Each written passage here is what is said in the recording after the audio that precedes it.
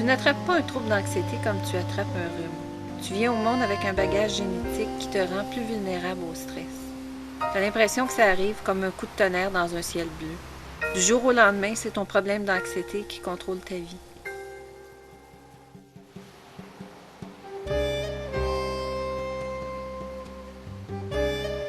C'est comme un animal rusé qui se cache et au moment où tu ne t'y attends le moins, te saute dessus et te jette par terre.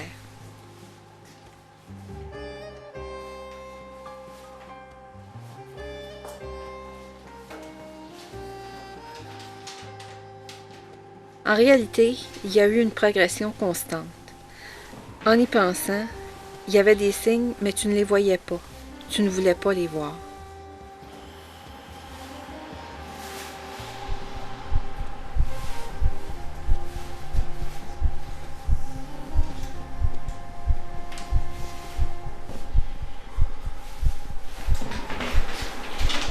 Ça va-tu, monsieur? Oui, c'est correct. Pas de problème.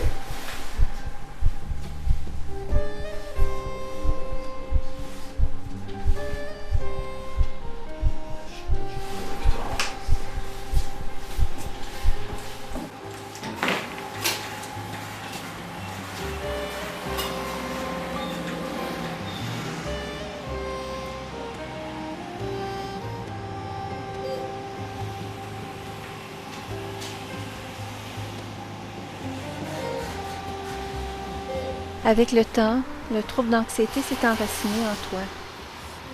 Ce qui a pris des années à se développer ne se soignera pas seulement avec des pilules et du repos.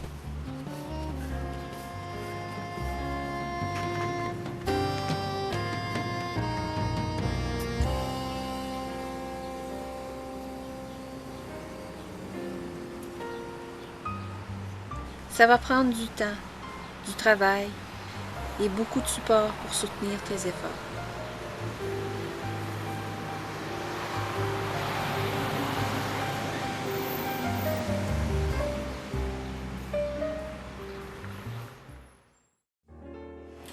Bon, mais c'est ça. Depuis des années, moi, j'ai des problèmes. Puis, ça se situe au niveau de l'anxiété, le stress. J'en rencontre du monde. On revient tout le temps là-dessus. J'ai des problèmes dans le cou, le haut du dos. Mal à la tête. Puis, tout ce qu'on dit, c'est le stress, l'anxiété. La personne qui souffre d'un trouble d'anxiété va généralement consulter son médecin. Après avoir fait un bilan de santé, le médecin va le référer à un spécialiste en santé mentale afin d'obtenir une évaluation et de poser le bon diagnostic. Ces premières démarches peuvent être plus ou moins longues selon la région dans laquelle la personne habite. Il arrive souvent que la personne qui souffre d'anxiété depuis quelque temps déjà s'impatiente devant les délais de ces premières étapes. C'est normal. Ça lui a pris tout son courage pour s'avouer que son problème ne se réglera pas tout seul et qu'elle devrait aller chercher de l'aide. Dans certains cas, une médication s'avérera nécessaire pour permettre à la personne anxieuse d'entreprendre sa démarche thérapeutique. La personne aura aussi besoin d'un groupe d'entraide pour briser l'isolement dans lequel elle s'est enfermée, graduellement, et pour soutenir ses efforts. Tu as besoin de te faire dire que tu n'es pas en train de troubler, que tu n'es pas la seule personne à vivre cela. Et surtout, tu as besoin de partager avec d'autres personnes qui vivent la même chose que toi.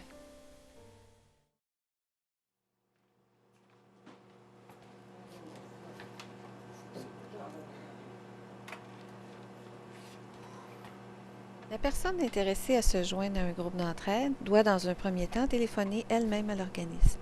L'intervenante lui fournira tous les renseignements nécessaires pour la guider dans sa décision de poursuivre la démarche au sein du groupe. Il va falloir qu'il se passe de quoi parce que je suis plus capable. Il faut que je rejoigne quelqu'un. Allez, let's go.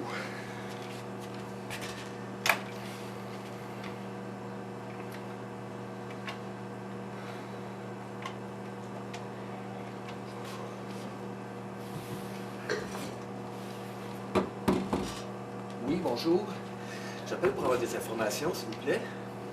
Oui, à la Clé des Champs, ici, ce qu'on fait, c'est des groupes d'entraide pour les personnes qui ont des troubles d'anxiété, comme l'agoraphobie, la phobie sociale, le trouble panique, l'anxiété généralisée. OK. Oui. Ce qu'on offre à la Clé des Champs, c'est des groupes. Les groupes sont composés d'un maximum de 12 participants et de 2 animateurs qui ont eux-mêmes souffert de troubles anxieux et qui ont cheminé pendant un certain temps à la Clé des Champs. Les animateurs assurent une bonne dynamique de groupe et donnent des explications sur la démarche décrite dans le document qu'ils reçoivent dès la première rencontre. Ce document est un recueil de textes et d'exercices pratiques à faire en groupe, des trucs, des outils pour maîtriser de mieux en mieux l'anxiété au quotidien. Pendant les 2 heures de la rencontre, les participants partagent leur vécu et s'échangent le support et l'empathie dont ils ont besoin pour briser l'isolement dans lequel ils se sont enfermés déjà depuis longtemps. Chaque session dure de 10 à 12 semaines consécutives. Chaque participant du groupe peut revenir de session en session aussi longtemps qu'il le désire. Après avoir donné les renseignements sur le fonctionnement des rencontres, l'intervenant propose de remplir un petit questionnaire pour évaluer brièvement si la personne souffre bien d'un trouble d'anxiété. Elle note les renseignements sur une fiche qui servira de référence pour observer la progression du participant tout le long de sa démarche à la Clé des Champs. Tous les renseignements demeureront confidentiels. C'est souvent durant cette étape de la conversation que le lien de confiance se tisse entre le futur participant et son animatrice. Une bonne intervenante n'hésitera pas à témoigner qu'elle a vécu des difficultés semblables et qu'elle le comprend tout à fait.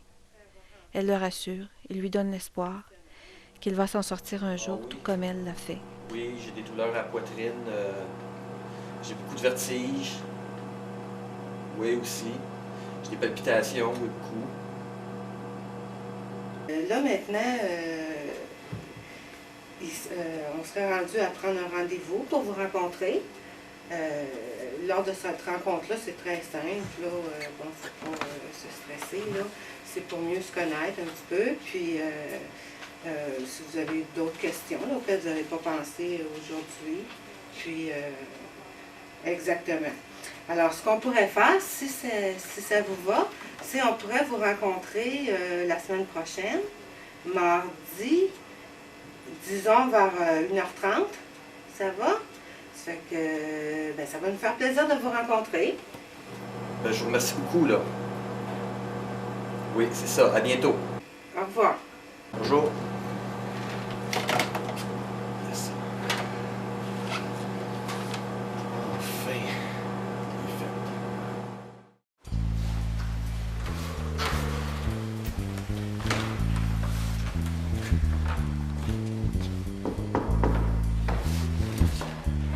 Bonjour.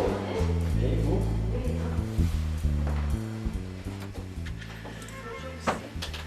Je présente François. François aussi. Bonjour. C'est François. Merci. C'est bien simple ce qu'on va faire là, cet après-midi. C'est que au téléphone, c'est avec moi que tu as parlé. Fait que, tu vas pouvoir rencontrer une autre intervenante, c'est Sylvie. Puis c'est de résumer un petit peu là, ce dont on s'est parlé au téléphone. Fait que, un petit peu ton cheminement, là, résumer ça un petit peu pour connaître un petit peu plus. Bon, pas de problème. Ça fait déjà quelques années, là, je dirais 7 ans que j'ai eu toutes sortes de problèmes. Là. Ça a commencé par la douleur physique. La rencontre individuelle a 2 objectifs précis. Pour tout candidat qui veut se joindre à un groupe, c'est la chance de vérifier si la ressource va répondre à ses attentes. Et pour les intervenants, c'est l'occasion d'évaluer un peu plus en profondeur si le candidat répond aux critères de sélection. Les intervenants commencent la rencontre en expliquant le but de l'entrevue et les avantages de se rencontrer avant la première réunion. Dès le début de l'entrevue, l'intervenant qui lui a déjà parlé au téléphone l'invite à répéter pour l'autre intervenant les raisons qui l'amènent à la Clé des Champs, à parler de sa problématique et des démarches qu'il a faites jusqu'à ce jour. C'est à cette étape qu'ils pourront compléter la fiche d'entrevue téléphonique en y ajoutant quelques informations complémentaires s'il y a lieu. C'est également l'occasion de mieux évaluer si le futur participant semble apte à s'intégrer au groupe d'entraide. Bien qu'une rencontre d'une trentaine de minutes ne permette pas toujours de tout détecter, il y a de fortes chances que les intervenants décèlent, lors de cette rencontre, les signes qui trahissent la présence d'un trouble de comportement qui pourrait nuire au bon fonctionnement du groupe. Il devient alors très important de ne pas encourager la personne dans son désir de se joindre au groupe. Il faut alors, avec beaucoup de tact, annoncer qu'une autre ressource lui conviendrait mieux pour l'instant.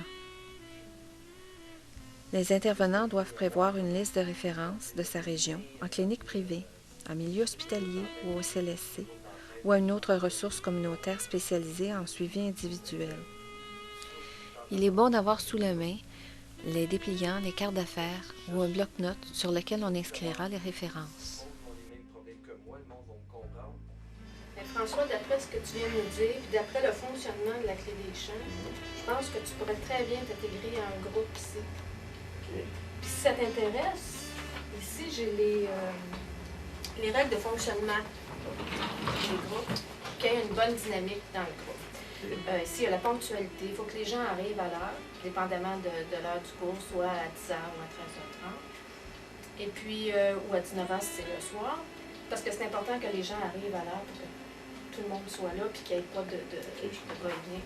Ensuite, l'assiduité. C'est important que les gens soient là à chaque rencontre. S'il y a trop d'absences, si, mettons, après 3 absences non motivées, bien là, on demande aux personnes de se retirer du groupe parce qu'il faut quand même que le groupe vit ensemble toutes les semaines. Donc, c'est important que ce soit toujours les mêmes gens puis qu'il y ait une assiduité à travers les semaines. Le respect du temps de parole. Quand les gens sont en groupe et qu'ils parlent, chacun a le droit à son temps de parole. C'est important de laisser la parole à chacun durant la rencontre. Ensuite, le respect des autres, la confidentialité de ce qui se passe à l'intérieur du groupe, qu'il n'y ait pas de jugement, puis qu'il y ait la tolérance envers ce qui se dit envers les gens aussi du groupe. Alors, si tu es intéressé, je te remets cette feuille, ceci, tu vois, pour les règles de fonctionnement. Puis on peut ensuite, si tu es intéressé, on peut aller avec Lucie pour faire l'inscription. C'est trop pénible, là. Heureusement, ça a été mieux que ce que je m'attendais. Puis, Les candidats qui se rendent jusqu'à la rencontre en personne sont généralement acceptés par les intervenants. Le reste de l'entrevue servira à répondre aux questions du futur participant, à clarifier les attentes de part et d'autre et surtout à créer un premier lien de confiance entre eux. Comme ils entreront dans une démarche d'entraide, ils vont s'engager à remplir chacun leur part de responsabilité envers le groupe. Il reste à passer, on va aller voir Joanne au secrétariat, si tu veux faire ton inscription, tout ça. Puis de toute façon, on va te rappeler là, quelques jours avant là, pour te donner là, la date exacte et le début des rencontres. OK.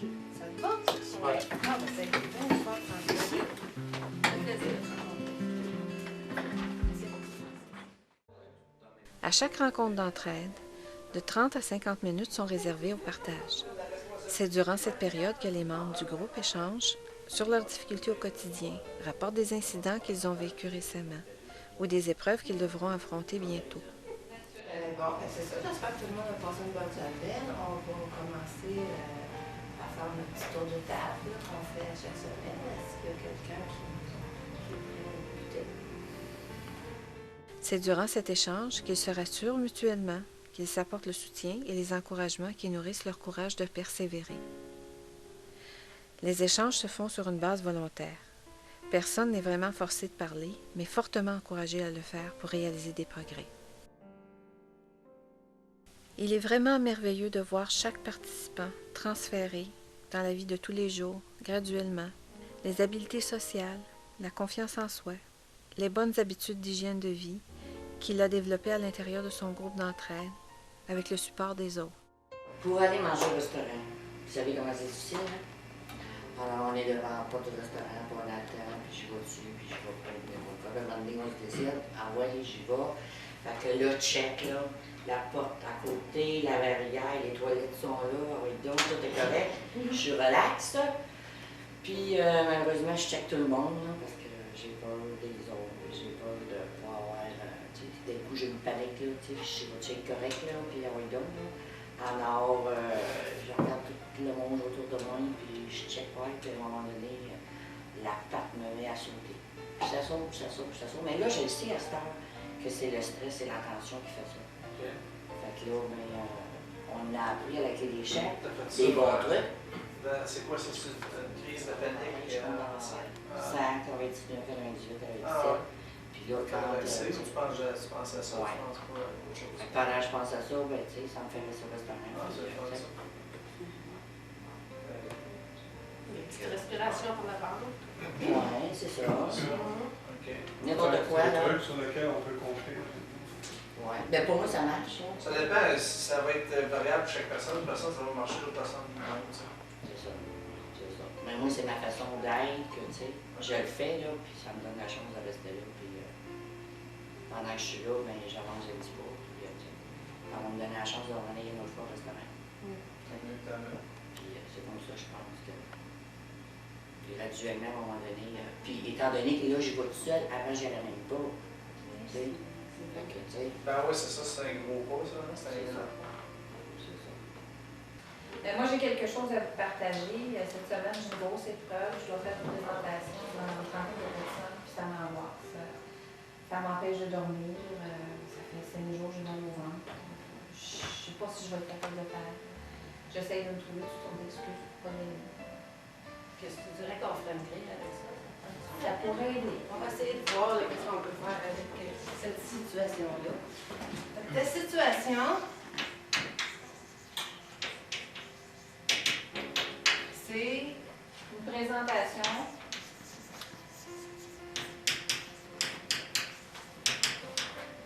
devant Une trentaine de personnes. 30 personnes. OK. Maintenant, on va essayer de trouver les pensées qui viennent comme ça automatiquement dans cette situation-là.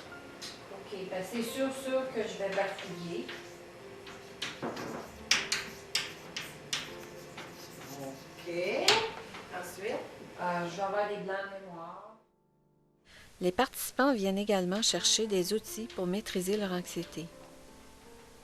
C'est à l'aide des lectures, des explications apportées par les intervenants et des exercices faits en groupe qu'ils expérimentent toute une panoplie de trucs et de techniques suggérés par la clé des champs. C'est à chacun de choisir ce qui lui convient le mieux.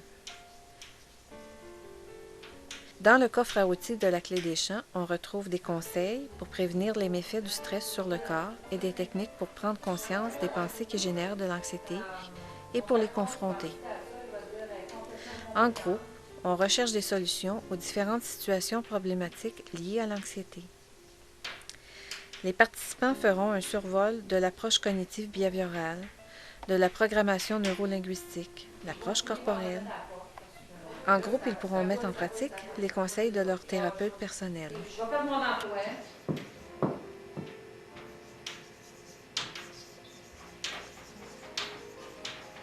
OK. Mon chum va me quitter. Il va mourir de moi. Les responsables de l'organisme invitent régulièrement des spécialistes, particulièrement en santé mentale, pour venir donner des conférences pour les membres. Une équipe de Télé-Québec est venue filmer la conférence donnée par André Letarte, psychologue et auteur du livre La peur d'avoir peur. Quand on parle de psychothérapie cognitivo-comportementale, on va travailler sur 3 aspects du fonctionnement de la personne. Un premier aspect qu'on va évidemment aborder, qui est central dans les troubles paniques, c'est la question des sensations physiques. Alors, on va prendre le temps avec la personne de lui expliquer le fonctionnement du système nerveux. Qu'est-ce qui fait qu'elle a toutes ces sensations-là? Et qu'est-ce qui fait que, aussi désagréable soit-elle, c'est pas dangereux? Ce qui devient central dans le trouble de panique avec agoraphobie, c'est la peur des sensations. Quand on fait du sport, nos muscles tremblent, notre cœur bat vite, on est essoufflé, on a chaud. Les gens souvent arrêtent de faire du sport parce qu'ils ont peur des sensations et que ça déclenche une attaque de panique. Alors, on va travailler les sensations physiques. Comme je disais aussi, c'est essentiel de travailler au niveau cognitif, donc au niveau des pensées de la personne. Si je commence à avoir une attaque de panique, que je sens mon cœur battre vite, puis que je me dis, ça y est, je vais faire une crise cardiaque, qu'est-ce qui arrive de mes symptômes? Ils grimpent en flèche. Si je me dis, mon cœur va vite, mais là, on me l'a expliqué, c'est de l'anxiété. Si je me dis ça, qu'est-ce qui se passe? Les symptômes diminuent. L'autre aspect qu'on travaille aussi, c'est évidemment le comportement. Quand je parle de comportement, c'est l'évitement. Si on sait qu'en fuyant, on a été soulagé, on va avoir tendance à fuir encore. Deuxième chose, ça entretient l'idée que si on était resté, peut-être qu'il serait arrivé quelque chose de grave. Donc, on devient convaincu qu'en évitant, non seulement on se soulage et on souffre moins, mais qu'on évite de mourir, de devenir fou, de perdre connaissance, de faire une crise cardiaque. Et plus l'évitement s'installe, bien là, on va parler vraiment de trouble panique avec agoraphobie, avec toute la souffrance que ça peut comporter. Alors, ça, c'est capital. La personne doit changer son comportement. Il y a de l'énergie dans l'air. Leur regard et leur sourire en disent long. Ça a été des bons moments de vie qu'on a partagés depuis les dernières semaines. Je dirais que ce soir, on a tous et toutes accompli une grande victoire. Chacun sa victoire. Le mot qui me vient en tête, l'entraide. Oui, le bonheur de discuter, d'écouter, d'apprendre à mieux se comprendre, à comprendre l'autre, à s'accepter l'un l'autre. Oui, une formidable soirée. En tout cas, ça fait drôle de se retrouver alentour d'une table avec des personnes agréables et de passer un bon moment. Non seulement j'en étais privé pendant longtemps, mais je pensais jamais pouvoir faire ça. J'en ai-tu fait des détours avant de trouver quelque chose de bon pour moi. Ça valait vraiment la peine de m'inscrire à la Clé des Champs. Ça me donne envie de continuer. Il paraît qu'il y a d'autres sessions. Ouais.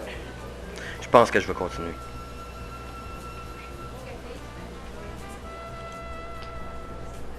Je me souviens des peurs de chacun à la première rencontre. L'hésitation à parler, à faire confiance. Puis là, ce soir, on arrive à rire tout le monde ensemble, à s'amuser.